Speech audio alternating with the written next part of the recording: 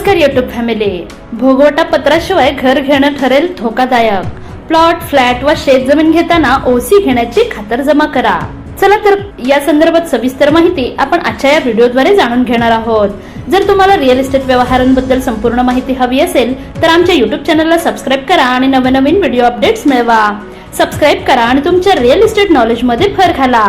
भारतातील real estate क्षेत्रात अशी अनेक प्रकरणे आहेत ज्यामध्ये एका बिल्डरने ताबा प्रमाणपत्र न घेताच घर खरेदीदारांना घराचा ताबा देऊन मोकळे होतात. लोक आपल्या कष्टाच्या कमाईने घेतलेल्या घराचा ताबा घेऊन आधी सुरुवातीला हर्षवायू होतात, पण नंतर काही दिवसानंतर त्यांच्या आनंदावर विरजण पडेल जेव्हा प्रशासनाकडून त्यांना नोटीस मिळते.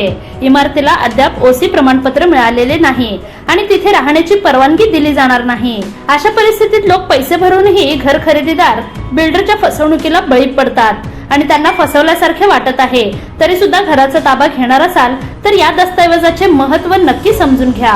भोगवटा प्रमाणपत्र म्हणजे काय? तर भोगवटा प्रमाणपत्र किंवा ओसी म्हणजे नक्की काय आणि घर खरेदीदारांसाठी इतके महत्त्वाचे का आहे? तर कोणतीही इमारत पूर्ण झाल्यावर संबंधित विकास प्राधिकरण, महामंडळ किंवा इतर सरकारी संस्थेकडून भोगवटा प्रमाणपत्र मिळवणे अनिवार्य, जे एक कायदेशीर दस्तऐवज आहे आणि यावरून घर किंवा इमारत नियमानुसार बांधली गेली आहे आणि सर्व मानके पूर्ण केल्याचे दर्शवते. सरकारी संस्थेने इमारतीला मंजुरी दिल्यानंतर इमारत खरेदीदारांच्या ताब्यात देण्याचा नियम आहे, पण अनेक बांधकाम व्यावसायिक यात फसवणूक करतात, ज्याचे परिणाम खरेदी करणाऱ्यांना भोगावे लागतात. ओसी कागदपत्रात नेमकं काय असतं? तर इमारत शासकीय संस्थेने मंजूर केलेल्या आराखड्यानुसार बांधली गेल्याचे ओसी दस्तऐवज दर्शवते.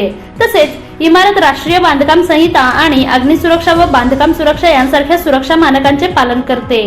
त्यानंतर इमारतीच्या बांधकामासाठी पर्यावरणीय नियम आणि जलनिस्सारण व सांडपाणी व्यवस्था यांसारख्या इतर सर्व मंजुऱ्या मिळवल्याचे या कागदपत्रात नमूद केलेले असते.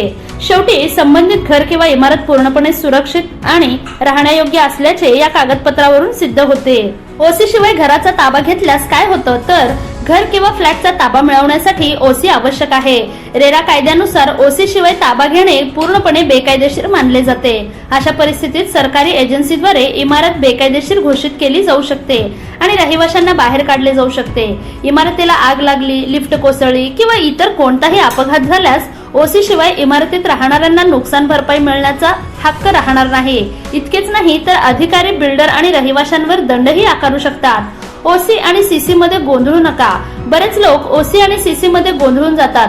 लोकांना वाटतं की बिल्डरने बांधकाम पूर्ण झाल्याचे प्रमाणपत्र सीसी दिले तर ओसीची गरज नाही, पण बांधकाम पूर्ण झाल्याचे प्रमाणपत्र केवळ घराचे बांधकाम पूर्ण झाल्याची पुष्टी करते, जे एका सरकारी संस्थेद्वारे जारी केले जातात. त्याचवेळी ओसी इमारत केवळ इमारत राहण्यायोग्य असल्याची पुष्टी करते. त्यामुळे घर खरेदीदारांना ताबा घेण्यापूर्वी दोन्ही प्रमाणपत्रांची मागणी केली पाहिजे.